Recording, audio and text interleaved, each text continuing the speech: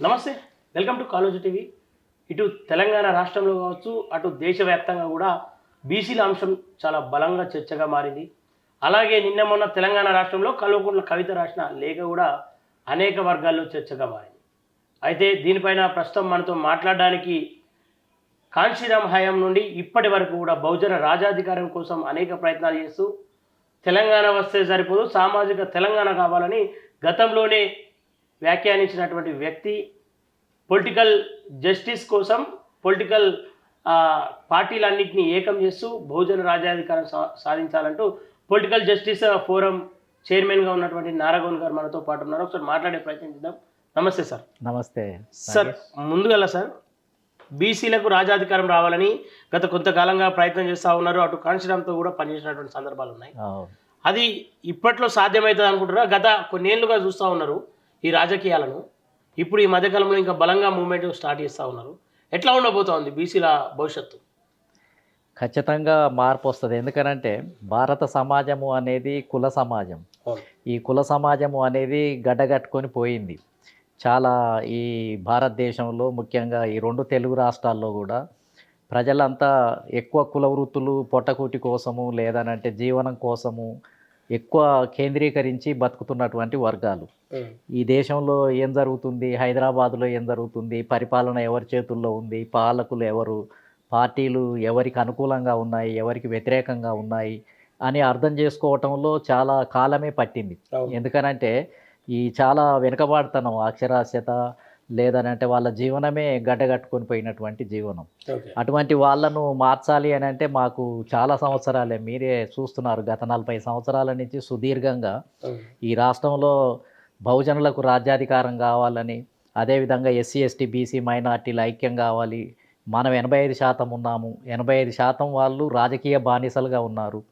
ఈ రాజకీయ బానిసత్వం నుంచి విముక్తి కావాలి అని అంటే బాబాసాహెబ్ అంబేద్కర్, కాంశీరామ్ గారు, మహాత్మా జ్యోతిరావు పూలే ఇలాంటి మహనీయుల యొక్క స్ఫూర్తితోటి వాళ్ళు నిర్వహించినటువంటి ఉద్యమాలతోటి మనం చైతన్యం పొంది మనము మన కాళ్ళ మీద నిలబడే విధంగా తయారు కావాలని మేము ఒక బలమైనటువంటి ఉద్యమాన్ని రాష్ట్రంలో నిర్మించడానికి ప్రయత్నం చేశాం.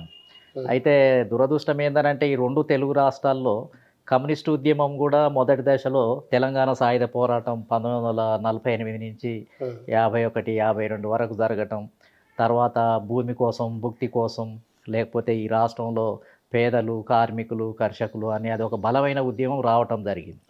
ఆ దశలో చాలామంది ప్రజలు ఈ కమ్యూనిస్టు పార్టీల ద్వారానే విముక్తి లభిస్తుందని ఒక అవగాహనలో ఉండి మన తండ్రులు, ఆ తర్వాత కొంతమంది చాలామంది ఆ ఉద్యమాల్లో నమ్మకం పెట్టుకొని అందులో పనిచేసినటువంటి వాళ్ళు కూడా లక్షలాది మందిగా ఉన్నారు. ఆ ఉద్యమం అక్కడ వెళ్ళినటువంటి పరిస్థితిని చూసాం. కానీ తర్వాత కాలంలో మళ్ళీ తెలంగాణ రాష్ట్ర సాధన ఉద్యమం ఏదైతే ఆంధ్రప్రదేశ్ 1956లో ఉమ్మడి రాష్ట్రంగా ఏర్పడిందో, మళ్ళీ ప్రాంతీయ అసమానత్వానికి వ్యతిరేకంగా, ప్రాంతాల ఆధిపత్యానికి వ్యతిరేకంగా మళ్ళీ ఒక ఉద్యమం ప్రారంభమైంది.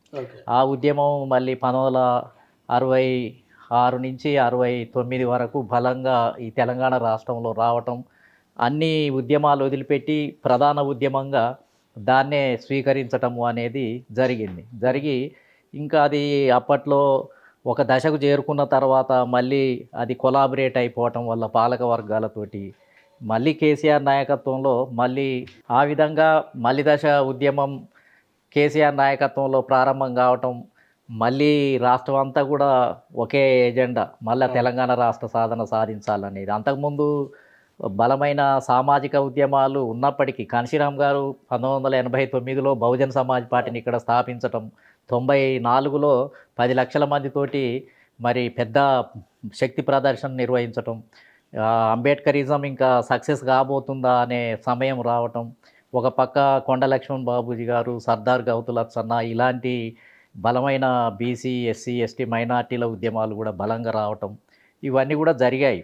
కాబట్టి ఈ కుల వ్యవస్థలో ఒక ఆలోచనకు రావాలి అని అంటే చాలా సంవత్సరాలే పడుతున్నటువంటి పరిస్థితి ఉంది. తెలంగాణ ఉద్యమం జరుగుతున్నప్పుడే మాకు ఒక స్పష్టత ఉంది. మేమేమన్నాము అని అంటే, మీరు ఇప్పుడు తెలంగాణ ఉద్యమం ద్వారా వచ్చే మార్పు ఘోరంతనే. ఎందుకనంటే ఆంధ్ర పాలకుల పెత్తనం పోతుంది, మళ్ళీ ఇక్కడ రెడ్డి వర్గాల, వెలమ వర్గాల, ఆధిపత్య వర్గాలు ఎవరైతే దొరలు, పటేన్లు ఉన్నారో మళ్ళీ వాళ్ళు అధికారాన్ని చేజిక్కించుకొని మళ్ళీ యథావిధిగా మన మీద పెత్తనం చేస్తారు. కాబట్టి ఇది ఒక చిన్న మార్పుకు సంబంధించింది మాత్రమే. వీళ్ళు అంతా తెలంగాణ పేరుతోటి ఇక తెలంగాణ వస్తే అద్భుతాలే జరిగిపోతాయి, సమానత్వం వస్తుంది, అందరికి ఉద్యోగాలు వస్తాయి, భూములన్నీ పంపకం అవుతాయి, లేకపోతే అనేక రకాలైనటువంటి ప్రజల జీవితాలే మారిపోతాయి అన్నట్టుగా ఆ ఉద్యమం ద్వారా ప్రచారం చేశారు. మేమందరం అన్నాము ఏందనంటే ఇక్కడి ఉమ్మడి రాష్ట్రం నుంచి ఆంధ్ర విడిపోతే ఆంధ్ర పాలక వర్గాలు వెళ్ళిపోతాయి, కానీ ఇక్కడ ఉన్నటువంటి బలమైన పాలక వర్గాలు వాళ్ళతోటి మిళితమై వాళ్ళతోటి మరి కొల్లుడైనటువంటి వర్గాలే ఇక్కడ ఉంటాయి అని మేము చెప్పితే, అందుకని ఈ అసలు బడుగు బలహీన వర్గాల్లోనే బలమైన సమూలమైన మార్పులు వస్తే మన ఓటు మనం వేసుకోగలిగితే, మన బహుజనుల మధ్య ఐక్యత ఏర్పడితే, అసలు ఈ మార్పు వచ్చిన తర్వాత తెలంగాణ వచ్చినా అసలు ప్రత్యేక రాష్ట్రం వచ్చినా రాకపోయినా ఫలితాలన్నీ కూడా మన చేతుల్లోకి వస్తాయి. కాబట్టి అసలు పొలిటికల్గా లిబరేట్ కావాల్సినటువంటి అవసరం ఉంది. ఈ సామాజిక అణచివేత అనేదే ప్రధానమైంది. కులాల పరంగా జరిగే అణచివేతే చాలా ప్రధానమైంది. ఈ దేశంలో ఏందనంటే కొన్ని కులాలే ఏకఛత్రాధిపత్యంతో యావత్తు కులాలను ఏంటంటే తమ నియంత్రణలోకి తీసుకొని వాళ్ళ ప్రభావంలో తిప్పుకుంటూ వాళ్ళతోటి అనేక మాటలు చెప్తూ ఈ సమాజాన్ని శాసిస్తూ ఉన్నారు. ఓకే సార్, ఇక్కడ బీసీలకు రాజ్యాధికారం రావాలనేది మీ ముఖ్య ఉద్దేశం. అవును, గతం నుండి దానిపైన అనేక మంది పనిచేస్తూ ఉన్నారు మేధావులు. నిజంగా ఈ అంశం కాంగ్రెస్ వచ్చిన తర్వాత అటు బీసీలకు 42% అని చెప్పడం, దాన్ని ఇవాళ కేంద్రం ఆమోదించడం, సరే మేము కూడా కులగణన జనగణన చేస్తామని చెప్పేసి ప్రకటించడం, ఇవన్నీ చూసినప్పుడు ఏమనిపిస్తాం సార్? ఇప్పుడు కాంగ్రెస్ పార్టీ ఏందనంటే కేంద్రంలో బలహీనమైపోయింది.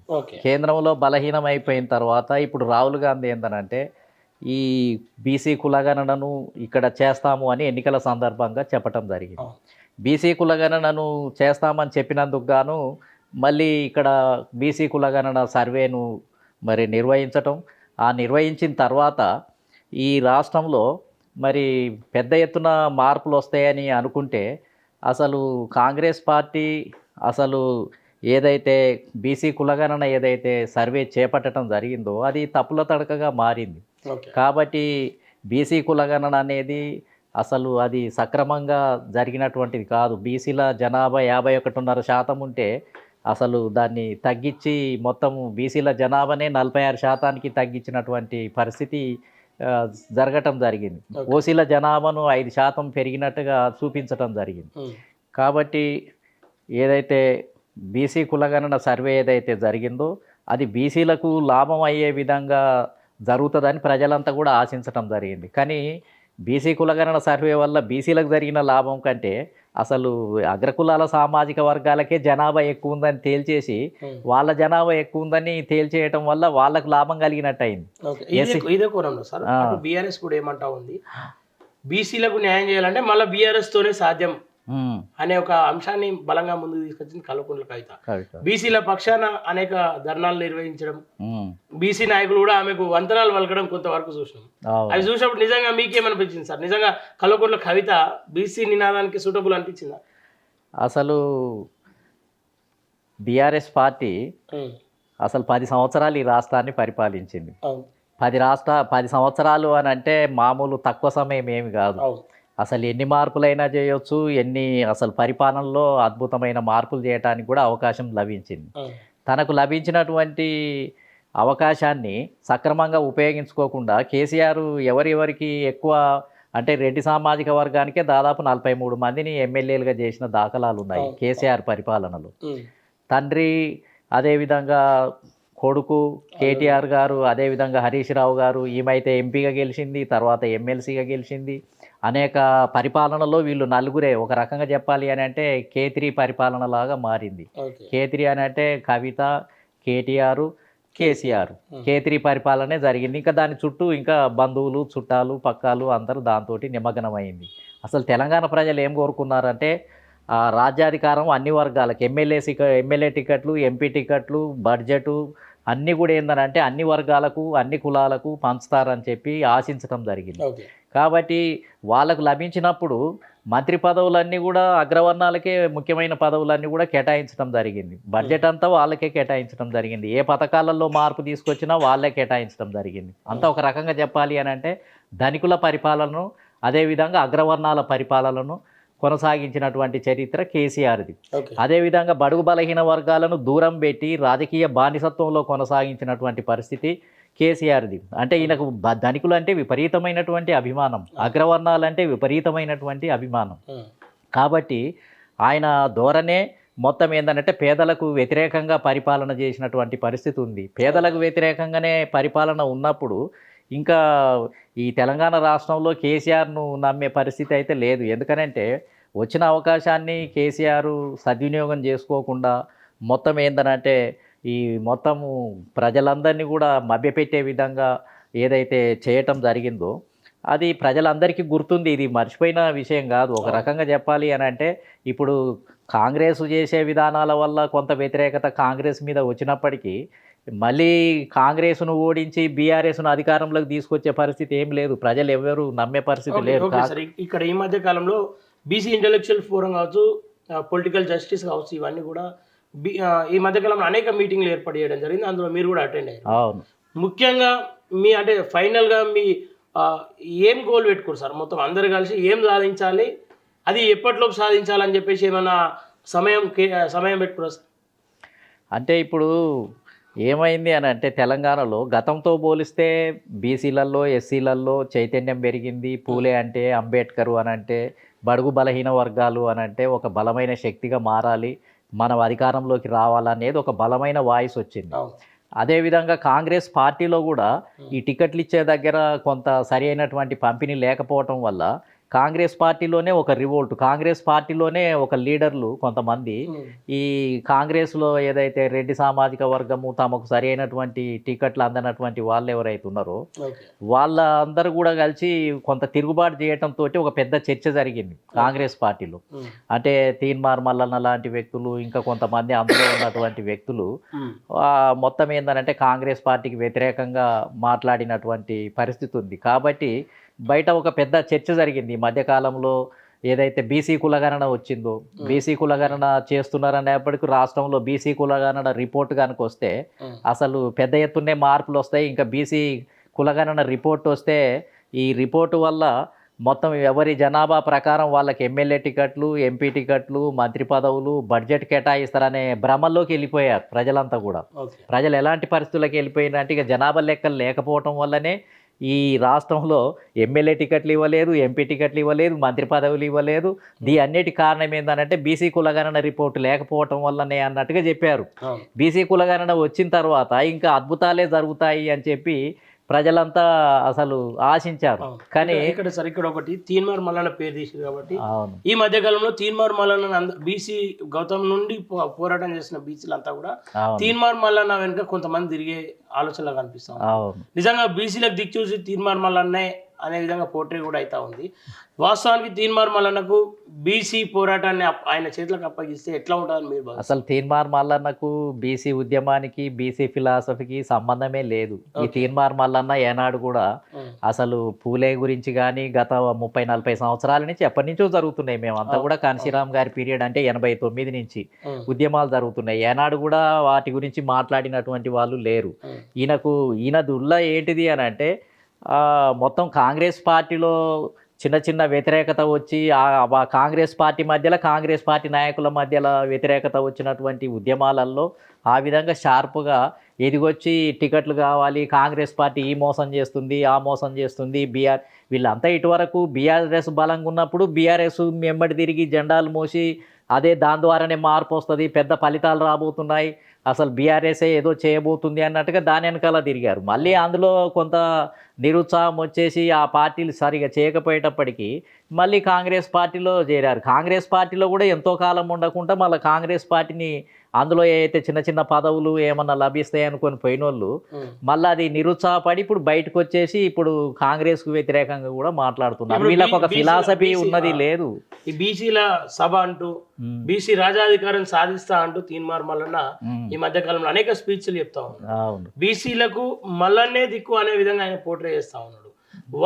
వాస్తవికానికి తీన్మార్ మల్లన్నకు ఒకవేళ నిజంగానే బీసీల మీద ప్రేమ ఉంటే ఆయన బీసీలకు అప్పగిస్తే బీసీల పరిస్థితి ఎట్లా ఉంటుంది? ఇప్పుడు పార్టీ నడిపియాలి అని అంటే ముందు ఆయన ఒక పార్టీ రిజిస్ట్రేషన్ చేయించుకోవాలి, దానికి ఒక సిస్టమ్ మేనిఫెస్టో ఉండాలి.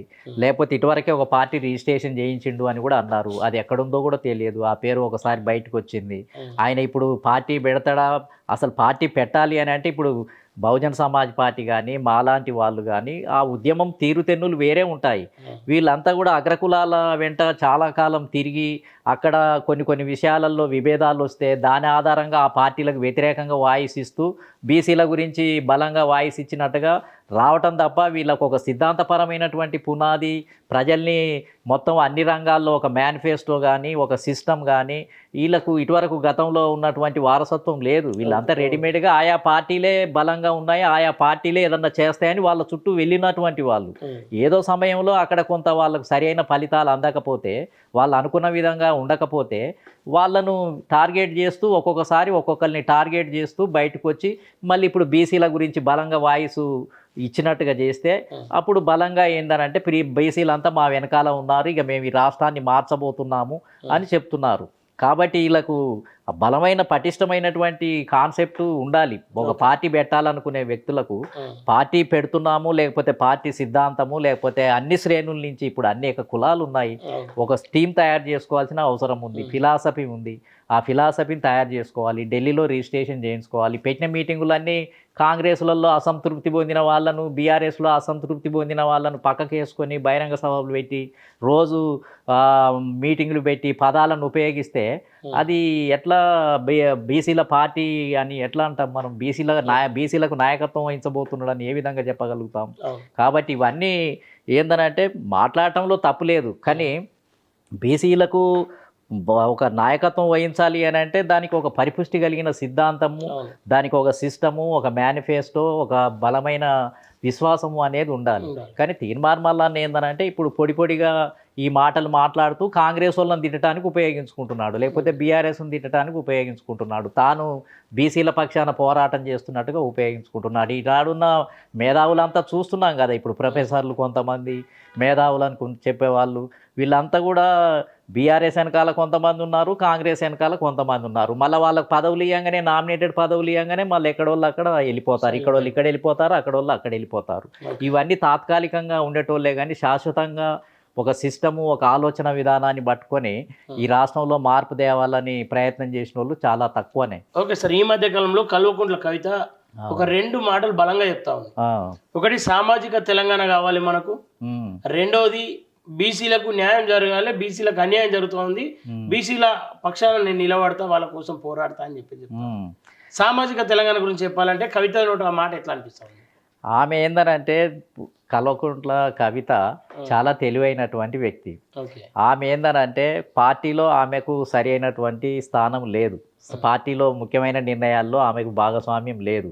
ఆమె ఏందనంటే పెద్ద బహిరంగ సభలలో మాట్లాడాలి, పెద్ద నాయకురాలుగా ఉండాలి, మొత్తం ఒక పార్టీనే నేనే లీడ్ చేసేటట్టుగా ఉండాలి, నన్ను ఏందనంటే ఒక చిన్న పాత్రలాగా పెట్టి ఆమె ఒక మామూలుగా ఉండాలని కోరుకోవట్లే. కాబట్టి ఆ పార్టీలో ఆమెకు సరైన సముచితమైన స్థానం లేదు. లేకపోవటం వల్ల కేటీఆర్ ఒకరు ముందుకొచ్చి కేటీఆర్ బలంగా కనపడే వరకు చెల్లెను పక్కన ఉంచడం అనేది జరుగుతూ ఉంది.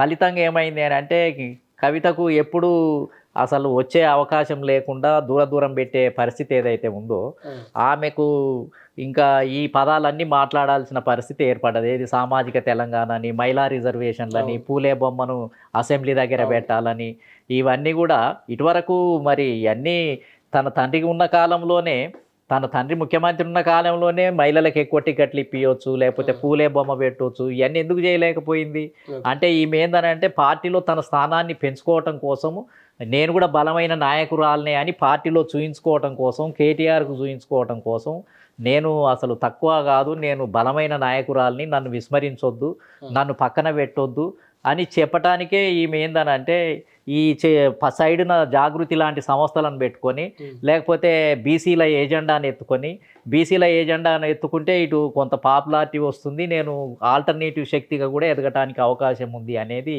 ఒక సిస్టాన్ని ఆమె ఎన్నుకున్నట్టు ఉంది. కాబట్టి పొలిటికల్ పార్టీ కూడా పెడతదని నేను అనుకోను. కాకపోతే అన్నదమ్ములు తండ్రి అందరు కలిసి ఒక నాటకము ఆడే తతంగము ఒకటి జరుగుతూ ఉన్నట్టుగా ఉంది.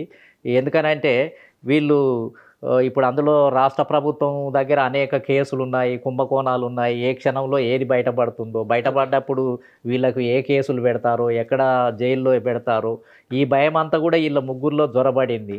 ఫలితంగా ఏంటిది అని అంటే రకరకాల గిమ్మిక్కులు వేసి వీళ్ళు ఐక్యంగా లేనట్టుగా, ఒకసారి బీజేపీతో కుమ్మక్కైనట్టు, ఒకసారి కాంగ్రెస్ రేవంత్తో కుమ్మక్కైనట్టు, ఒకసారి ఇంకో రకంగా ఇండిపెండెంట్గా ఉన్నట్టు వీళ్ళే ఒక్కొక్క సమయంలో ఒక్కొక్క నాటకాన్ని క్రియేట్ చేస్తూ వీళ్ళు ప్రజల్ని కన్ఫ్యూజ్ చేస్తున్నారు. ఎవరి వైపు ఉన్నారు అనేది సక్రమంగా తేలకుండా వీళ్ళే ఒక కొత్త సృష్టి, ఒక స్క్రిప్ట్ రాసుకొని దాన్ని బయట పెడుతున్నారు. ఇప్పుడు మళ్ళీ 5 ఉత్తరాలతో ఒక లేఖ రాసింది తండ్రికి అని చెప్పి తండ్రితో లేఖ రాయాల్సిన అవసరం ఏముంది? తండ్రికి లేఖ రాయాల్సిన అవసరం ఏముంది? తండ్రి దగ్గరికి ఎప్పుడు రోజు ఇంటికి పోయేసి వస్తుంది. ఇంటికి పోనంత తెగదెంపులు ఏం జరగలేదు. కేటీఆర్ ఇంటికి కూడా పోయి వస్తుంది. లేఖలు రాయాల్సిన అవసరమే లేదు. కాకపోతే ఏంటంటే ఈ లేఖల ద్వారా బీజేపీకి అనుకూలంగా ఉన్నారు అని వీళ్ళు చెప్పదలుచుకున్నారు. బీజేపీకి అనుకూలంగా ఉన్నదా అనేది రేవంత్ రెడ్డి గారు, లేకపోతే కవిత, లేకపోతే కేటీఆర్ వీళ్ళందరూ కూడా ఒకటి నిర్ణయించుకొని వీళ్ళకి ప్రమాదం అంతా ఇప్పుడు కాంగ్రెస్ పార్టీ ద్వారానే ఉంది. కేసులన్నీ ఇప్పుడు ఏ ఒక్క కేసు బయటపడ్డా కేసులై జైలుకు పోయే అవకాశం ఉంది. కాబట్టి ఎక్కువ అసలు కాంగ్రెస్ తోటే ఎక్కువ ప్రమాదం ఉన్నప్పుడు వీళ్ళు కాంగ్రెస్ తోటే రాజీ పడాలనేది ఎక్కువ ఉంటుందేమోననేది నా ఉద్దేశం. బీజేపీని బీఆర్ఎస్ లో కూడా కోవట్లు ఉన్నారు కాంగ్రెస్ కు సంబంధించిన వాళ్ళు అని చెప్పేసి కేటీఆర్ అంటాం. అవును, అది మరి కోవట్ అని అంటే ఇంకా ఈమెనే కవిత గురించే మాట్లాడి ఉండటానికి అవకాశం ఉంది. ఆ బీఆర్ఎస్లో కూడా కాంగ్రెస్లో మనుషులు కూడా ఉండటానికి అవకాశం ఉంది, ఇతర పార్టీలు బీజేపీ వాళ్ళు కూడా ఉండటానికి అవకాశం ఉంది. కానీ రాజకీయాలు అంతా ఇప్పుడు ఈ క్షణము ఈ రకంగా ఉంది అని అంటే మళ్ళీ ఇంకో రోజుకు మారిపోతుంది. ఎవరు సంబంధాలు ఉండే అవకాశం ఉంది కాంగ్రెస్లకు ఏమో ఇప్పుడైతే క్లారిటీ లేదు. సంబంధాలు ఉండే అవకాశం ఉంది అంతర్గతంగా.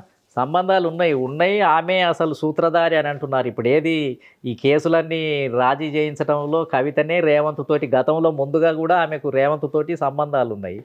ఆమె లీడ్ తీసుకొని ఈ రేవంత్ తోటి మచ్చిక చేసుకునే అవకాశం ఉంది అనేది ఒకటి ఉంది. అది ఎంత వరకు నిలబడుతుంది, అసలు నిజమా కాదా అనేది త్వరలోనే తేలాల్సినటువంటి అవసరం. ఓకే, ఎట్లా ఉండబోతుంది బీసీల భవిష్యత్తు తెలంగాణలో కావచ్చు, అటు దేశవ్యాప్తంగా? కేంద్రం కూడా చెప్తా ఉంది కులగణన చేస్తామని చెప్పి చెప్తా ఉంది. ఫైనల్గా బీసీల పరిస్థితుల పైన ఏం చెప్పదలుచుకోరు? ఇప్పుడు కేంద్రం అయితే బీసీ కులగణన చేపడతాననేది ఒకటి ప్రధానంగా ఒక కీలకమైన మలుపు అది. కాకపోతే కాంగ్రెస్ పార్టీ ఇక్కడ అధికారంలో ఉంది కాబట్టి మొదటి నుంచి కాంగ్రెస్ పార్టీ అసలు బీసీలకు వ్యతిరేకంగా పనిచేస్తుంది. కాబట్టి ఈ కాంగ్రెస్ పార్టీ ద్వారా బీసీలకు పెద్ద లాభం జరిగేది ఏం లేదు. ఎందుకనంటే అంతా రెడ్డి సామాజిక వర్గం, వెలమ సామాజిక వర్గమే ఈ మొత్తం ఏంటంటే ప్రధానంగా ప్రయోజనాలను పొందుతుంది కాంగ్రెస్ పార్టీలో. కాబట్టి ఇంకా ఇప్పుడు కాకపోతే ఏంటంటే తెలంగాణ రాష్ట్రంలో ఒక బలమైన ఉద్యమ వాతావరణం అయితే ఏర్పడింది. బీసీలలో ఐక్యం కావాలి, అంత రెడ్డి వర్గమేనా, వెలమ వర్గమేనా, మనం అంతా ఓట్లు వేయటానికే పుట్టామా, జెండాలు మోయటానికే పుట్టామా, వాళ్ళ బహిరంగ సభలు జయప్రదం చేయటానికే పుట్టామా, మనం ఎంతకాలం ఈ బానిసత్వాన్ని ఎదుర్కోవాలి, ఇంకా మన కాళ్ళ మీద మనం నిలబడాలి అనేది ఒక భావజాలం. అయితే మాలాంటి వాళ్ళం గత అనేక సంవత్సరాల నుంచి చేస్తున్న పోరాటాల వల్ల, అదేవిధంగా ఈ మధ్యకాలంలో ఆయా పార్టీలు కూడా ఎక్కువ టికెట్లు ఇవ్వటం లేదు. టికెట్లు బీఆర్ఎస్ ఇవ్వటం లేదు, కాంగ్రెస్ కూడా ఇవ్వలేదు. ముఖ్యమంత్రి పదవులు అన్ని రెడ్లు వెలమలే అనుభవించారు. కాబట్టి ఇవన్నీ చూసిన తర్వాత ఒక వాతావరణం అయితే ఈ రాష్ట్రంలో ఇంత ఆధిపత్యమా, ఈ రకంగా రెడ్డి వెలమలే పరిపాలిస్తారా ఇప్పుడు వచ్చింది, ఈ మధ్యకాలంలో బలంగా వచ్చింది. కాబట్టి త్వరలో అంటే ఇది ఏ రూపాన్ని అయినా సంతరించుకొని అందులో తెలంగాణ ఉద్యమంలో ఒక ఉద్యమానికి నిప్పు అంటుకుంటే అది దావానములంగా కూడా లేచే అవకాశం ఉంది. తెలంగాణ ఉద్యమం కూడా అట్లా స్తబ్దంగా ఉండి ఒకసారి బాగా బలంగా తయారైనటువంటి పరిస్థితి ఉంది. సాయుధ పోరాటం కూడా అప్పుడు బలంగా నిజాంకు వ్యతిరేకంగా అయినటువంటి సందర్భం ఉంది. ఇప్పుడు అన్ని ఎజెండాలు అయిపోయినాయి ఒక రకంగా చెప్పాలి అని అంటే. ఇప్పుడు తెలంగాణ ఏజెండా అయిపోయింది, ఇటువరకు ఉన్న తెలంగాణ సాయుధ పోరాటం, రకరకాల ఉద్యమాలు అయిపోయినాయి, తెలుగు ప్రజల ఆత్మగౌరవం, ఎన్టీ రామారావుది, ఇవన్నీ అయిపోయినాయి. ఇప్పుడు మిగిలిన ఏజెండాలు ఏంటిది అంటే బహుజనుల ఏజెండానే, బహుజనులకు రాజ్యాధికారం రావాలనే ఏజెండానే మిగిలి ఉంది. కాబట్టి ఆ ఏజెండాను పూర్తి చేయడం కోసమే ఇప్పుడు లిబరల్గా కలిసి వచ్చే అందరి నాయకులతోటి కలిసి వచ్చే ఎస్సీ ఎస్టీ బహుజన నాయకత్వాలందరినీ ఏకతాటి మీకు తీసుకొచ్చి ఏదైతే బాబాసాహెబ్ అంబేద్కర్ కాన్షీరామ్ గారి ఆలోచన విధానంతో ఈ రాష్ట్రంలో ఒక బలమైన మార్పు తీసుకురావాలి. ఎందుకనంటే సౌత్ ఇండియాలో కర్ణాటకలో బీసీలు 3-4 ముఖ్యమంత్రులు అయ్యారు, తమిళనాడులో అయితే ఏకదాటిగా 1969 నుంచి ముఖ్యమంత్రులు అవుతూనే ఉన్నారు, కేరళలో కూడా ఈవెన్ కమ్యూనిస్టు గవర్నమెంట్లో కూడా 2 బీసీలు ముఖ్యమంత్రులు అయ్యారు. మిగిలిందల్లా ఈ 2 తెలుగు రాష్ట్రాలే ఏకదాటిగా అప్పర్ క్యాస్ట్లకు సంబంధించిన వాళ్ళు పరిపాలిస్తున్నారు. ఓకే సార్, ఫైనల్గా పొలిటికల్ జస్టిస్ ఫ్రంట్ నుండి ఒక చైర్మన్గా మీ డిమాండ్ ఏంది? అటు బీజేపీ కూడా కులగణన చేపడతా ఉంటుంది, వాళ్ళ ముందు మీరు పెట్టే డిమాండ్ ఏంటి సార్? ఇప్పుడు మేము ప్రభుత్వం దగ్గర మా డిమాండ్స్ ఏం లేవు. ప్రభుత్వాలు ఎంతసేపు అడిగితే బర్రె గొర్రె ఇండ్ల స్థలాలు, స్కాలర్షిప్లు, హాస్టళ్ళు, ఆర్ కృష్ణయ్య లాంటి వాళ్ళు ఇంకా కొంత బీసీ సంఘాలు తిరుగుతూనే ఉన్నాయి. ఇప్పుడు చాలా సంవత్సరాల నుంచి ఎంత తిరిగినా వాళ్ళు ఇచ్చేది ఇవే చిన్న చిన్న రాయితీలు, బడ్జెట్లు, స్కాలర్షిప్లే. అయితే మేము ప్రజలలో మార్పు తీసుకురావాలి, ప్రజలు స్వతహాగా ఆలోచించాలి, వాళ్ళు ఓట్లు వేసుకోవాలి, మన ఓట్లు మనం వేసుకుందాము, మనం అధికారంలోకి రావద్దాము, ఎమ్మెల్యేలు అవుదాము, ఎంపీలు అవుదాము. ఈ రాష్ట్రంలో ఎంబీసీలు ఉన్నారు, ఒక 20% మంది ఉన్నారు, వాళ్ళందరూ రాజకీయ బానిసలుగా ఉన్నారు. అదేవిధంగా ఎస్సీలలో కూడా అంటరాని కులాలలో కూడా ఇంకా అంటరానితనం దూరంగా ఉన్న కులాలు కూడా బలంగా ఉన్నాయి. కాబట్టి బీసీలలో అసెంబ్లీలోకి అడుగుపెట్టని కులాలు ఉన్నాయి ఇప్పటి వరకు. కాబట్టి జనాభా ఎక్కువ ఉన్న కులాలు అడుగుపెట్టలేదు, తక్కువ ఉన్న కులాలు కూడా అడుగుపెట్టలేదు. కాబట్టి ఈ కులాలను లిబరేట్ చేయాలి, ఈక్వాలిటీ ఒక రకంగా చెప్పాలని అంటే మేము అసలు సమానత్వం కోసమే పోరాటం. అంటే ఒకసారి రెడ్లు పరిపాలిస్తే, కమ్మవాళ్ళు పరిపాలిస్తే, వెల్మలు పరిపాలిస్తే మరొకసారి ఎస్సీలైనా ఈ రాష్ట్రానికి ముఖ్యమంత్రి కావాలి, బీసీలన్నా ఒకసారి ముఖ్యమంత్రి కావాలి. ఈ ప్రజాస్వామ్యము అని అంటే ఎవరి గుత్త సొమ్ము కాదు, ఓటు చైతన్యం కోసమే మా ఏజెండా అంతా ఓట్ల గురించే, జనం దగ్గరికి చాలా పెద్ద ఎత్తున శిక్షణా తరగతులు, అదేవిధంగా కమిటీలు, నిర్మాణము, సెల్ఫ్ రెస్పెక్ట్ మూమెంటు, ఇవన్నీ మేము నిరంతరం జరుగుతూనే ఉన్నాయి. ఇక్కడ హైదరాబాద్లో ఈ మధ్యలో ఏందనంటే ఈ కాంగ్రెస్ పార్టీ బీఆర్ఎస్లో ఉన్న కొంతమంది బీసీ నాయకులు అడావుడి చేసి ఇంకా బీసీలది కాంగ్రెస్ పార్టీలో పెద్ద ఎత్తున ఇవ్వబోతుంది, బీఆర్ఎస్లో ఇవ్వబోతుంది అని వీళ్ళు హంగామా సృష్టిస్తున్నారు. సరే, వాళ్ళు చేసేది వాళ్ళు చేయనియండి, కానీ బయట బలంగా ప్రజలలో ఒక మార్పు తీసుకురావాలనేది మేము పట్టుదలతోటి ఉన్నాం. ఈనాడు కాకపోయినా ఖచ్చితంగా మార్పు దగ్గరికి అయితే మేము వస్తున్నాం.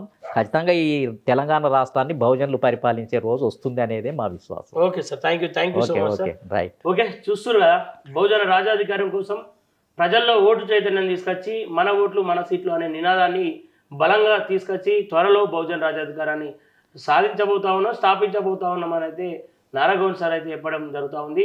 నిజంగా ఓటు చైతన్యం రావాల్సిన అవసరం ఎంతైనా ఉంది. 100% ఉన్న బీసీలు ఇంకా ఇక్కడ సీఎంగా కాలేకపోతా ఉన్నారంటే అదంతా కూడా ఓటు చైతన్యం లేకపోవడం అని నేను కూడా భావిస్తూ ఉన్నా. ఓటు చైతన్యం దిశగా కాలోజీ టీవీ కూడా ప్రయత్నాలు చేస్తూ ఉందని చెప్పేసి ఈ సందర్భంగా తెలియజేస్తూ చూస్తూనే ఉన్నట్టు కాలోజీ టీవీ. Thank you.